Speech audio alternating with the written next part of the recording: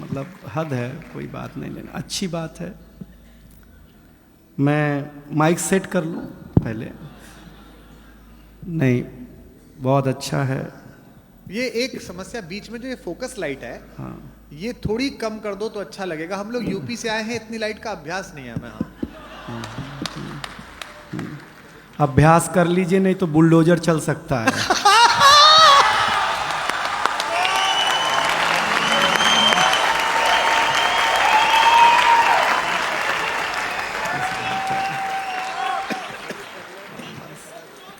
हाँ, बस बस समझिएगा, देखिएगा, मैं भी ज़्यादा समय आपके बीच नहीं रहूँगा।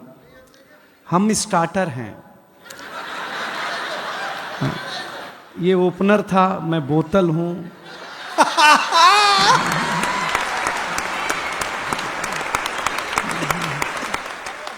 ये प्लेट हैं, ऐसे ही है सब मामला। स्वीट डिश और भी है। इतने ये सारे लोग इसलिए हैं क्योंकि हमारे बीच रौनक है, इसलिए हम लोग आपके बीच हैं। हाँ, प्रणाम करता हूँ। देखिए, गाँवों की बात हुई है, आप मुझे बहुत ध्यान से सुनिएगा तो ही मजा आएगा। मैं अपने गांव के स्कूल में पढ़ने जाता था, तो मैं बचपन में सबसे सुंदर बच्चा था। हाय हाय। हाँ, हाँ, टीचर बोलती थी तू पीछे नहीं बैठेगा, मेरे सामने बैठेगा, क्योंकि मैं सुंदर था। हाँ, मैं सामने बिठाया जाता था, लेकिन मुझे अच्छा लगा। देखिए, यहाँ लड़कियाँ हैं, महिलाएं हैं, सब हैं, लेकिन हम पुरुष बहुत नीट क्लीन में बिलीव करते हैं। अच्छा। हम स्वच्छता में भरोसा करते हैं। हाँ। बिलीव नहीं हो तो एक बात सुनो, हम पुरुष लोग नाई की दुकान में बाल कटा करके आते हैं, आकर के तुरंत नहाते हैं। कभी आपने किसी महिला को ब्यूटी पार्लर से आने के बाद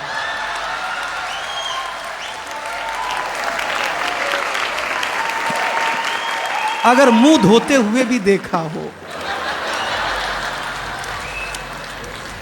हम पुरुष लोग हैं, स्वच्छता में भरोसा रखते हैं। कोई टेंशन नहीं लीजिएगा, गांव की बात हुई है तो मैं गांव की बात सुना दूंगा। देखिए, एक जानकारी दूं, इस दुनिया में फीमेल को बातचीत में अगर कोई हरा सकता है बोलने में, तो वो आरजे।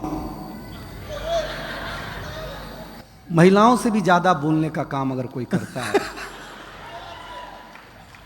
और फीमेल आरजे को तो एक सुविधा है कि वो बिना मेकअप के भी ड्यूटी पे जा सकती हैं।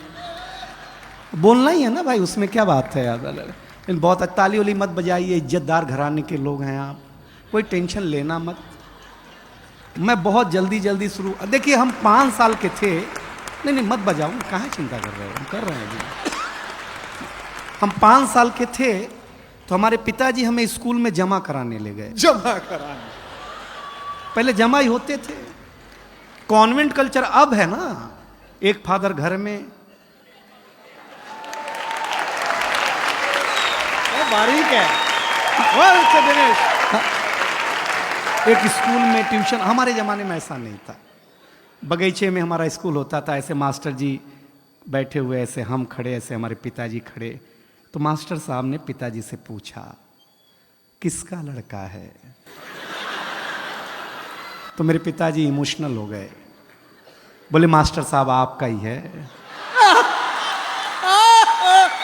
मैं सही बताता हूं।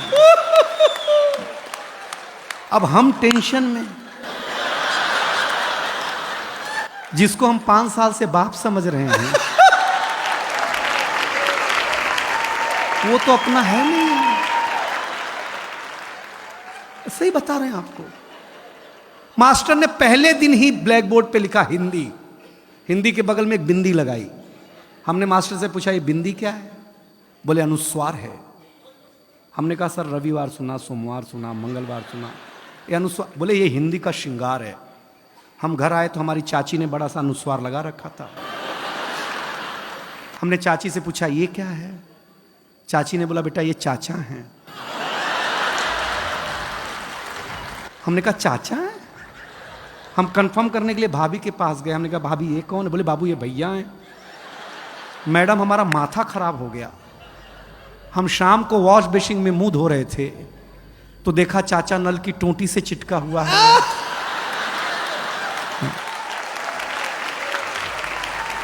वॉश बेसिन के आईने पे चिटका हुआ है। चाचा को जब मैं कमोड पे चिटका हुआ पाया भाई साहब, मैं सच बताता, सवेरे हम कहीं भी लगा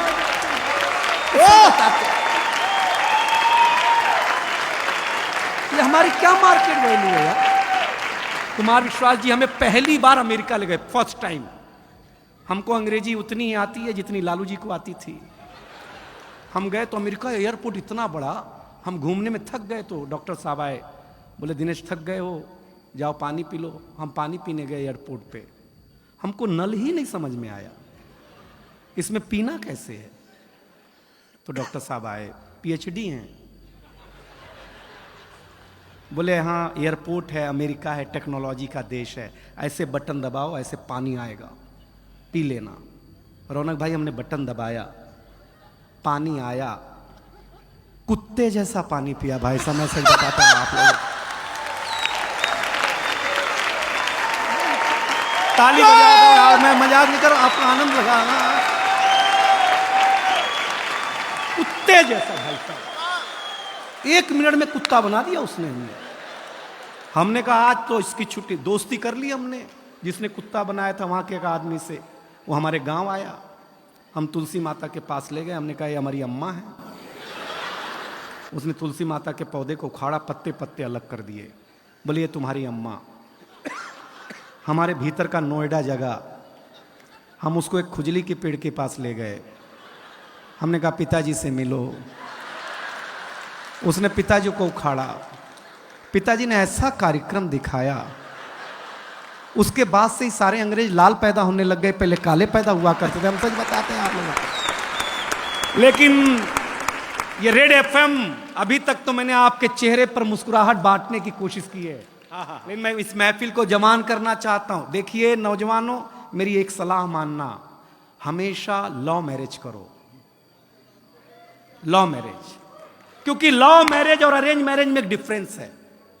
लव मैरिज में अपने ही गर्लफ्रेंड से शादी होती है,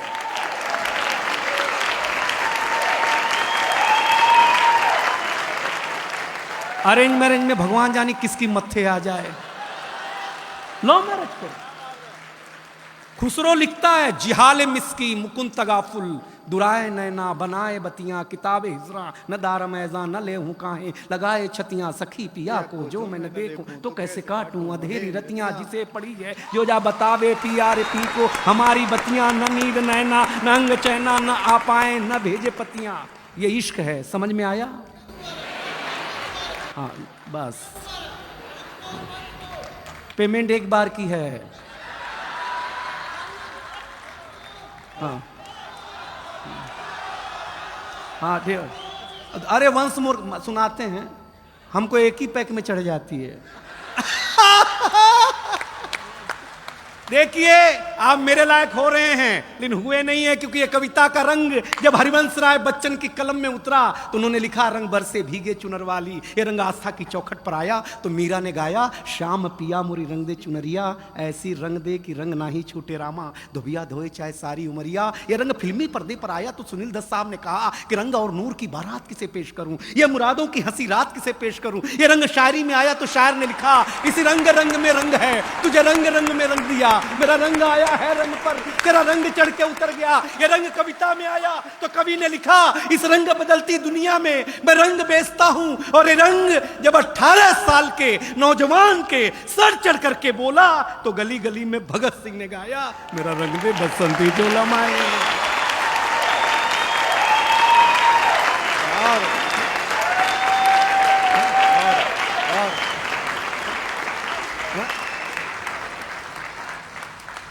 ये ताली पहले बजा देते तो इतना खून खराबा नहीं करना पड़ता यार। तो ये समझते नहीं है यार ये लोग। लेकिन आप सचमुच अच्छा सुन रहे हैं, बहुत बढ़िया सुन रहे हैं। जो इज्जत आप हमें दे रहे हैं, अगर हमें घर मिल गई होती तो इतना दूर झक मराने आते भाई साहब तर से। लेकिन बहुत अच्छा है, मैं एक कविता सुनाने का मानस है। आप डॉक्टर साहब, एक ऐसी कि मेरे नौजवान दोस्तों, मैं भी नौजवान हूं, एक निवेदन करता हूं, किसी भी चीज की आपके जीवन में उपयोगिता उतनी होनी चाहिए जितना काम हो। तब एक कविता आपको हंसाया हूं, सुनिएगा, क्योंकि हमारे गांव की कविता सुनाई रोहित शर्मा जी ने। डॉक्टर कुमार विश्वास का जादू अभी आपके ऊपर छाने वाला है। सुदीप भोला जी आने वाला है। हमारी बहुत अच्छी गजल गो बैठी हुई हैं। तब एक कविता बिना भूमिका के, क्योंकि आप सबसे बुद्धिमान जनता है दिल्ली की और सबसे बुद्धिमान कवि आपके सामने खड़ा है। इन दोनों के बीच में मैं क्लास टीचर की भूमिका नहीं निभाना चाहता, हम दोनों बराबरी के हैं। तब कविता शुरू करना चाहता हूं। सूरज तेजी से ढल रहा है। रेड एफएम के श्रोताओं, दिल्ली वालों, सूरज सुन लेना। अब तक मैंने आपको कोलाहल में सुनाया, अब मैं आपको पिन ड्रॉप साइलेंट में देखना चाहता हूं। क्या सुनते हैं कविता? सूरज तेजी से ढल रहा है, जमाना रोज बदल रहा है। एक फकीर ने टीवी पे प्रवचन देते हुए कहा कि अगर आप मोह माया से दूर रहना चाहते हैं तो मुझे लाइक कीजिए और साथ में मेरा YouTube चैनल सब्सक्राइब कीजिए। ये वही है, सूरज तेजी से ढल रहा है, जमाना रोज बदल रहा है। एक संत ने टीवी पे प्रवचन देते हुए कहा कि अगर आप मोह माया से दूर रहना चाहते हैं तो मुझे लाइक कीजिए, साथ में मेरा YouTube चैनल सब्सक्राइब कीजिए। आज नहीं तो कल होना चाहता है, हर कोई वायरल होना चाहता है। पहले मेरा बच्चा घर से बाहर जाता था तो मेरा जी घबराता था, घड़ी पे नजर रहती थी, समय पे नहीं आता था तो मैं पड़ोस में पूछने चला जाता था। लेकिन अब मैं लाचार हूँ, बेकार हूँ, क्योंकि खुद के ऊपर खुद का बस नहीं चल रहा है। मेरी आंखों के सामने मोबाइल मेरे बच्चे को निगल रहा है। मैं ताली मांगूंगा नहीं कि मैं कर्तव्य निभा रहा हूं, मोबाइल मेरे बच्चे को निगल रहा है। न मैं चिल्ला रहा हूं, न किसी को बुला रहा हूं। इस घटना ने मुझे परेशान कर दिया है। अभी मैंने अपने बच्चे का बचपन देखा भी नहीं कि इस मोबाइल की दुनिया ने उसे जवान कर दिया है। ये मोबाइल बिल्कुल नहीं मांगूंगा पीछे वालों कविता। आपके घर की त्रासदी गा रहा हो तो त्रासदी की पीड़ा मेरे तक पहुंचाना। ये मोबाइल जिसका भी आविष्कार है उसका सम्मान है, क्योंकि इसका हमारे जीवन में बड़ा योगदान है। लेकिन इसके भीतर के कुछ आविष्कारों ने हमें भोगी बना दिया है। शरीर तो शरीर, मनोरोगी बना दिया है। इसने हमारा सुकून छीना है। एक पंक्ति पढ़ रहा हूं आपके चौखट के भीतर के परिवार में अगर घटता हो तो बताना। इसने हमारा सुकून छीना है, इसने हमारा सुकून छीना है, हमारा साकार छीना है। इसने हमारा सुकून छीना है, हमारा संस्कार छीना है।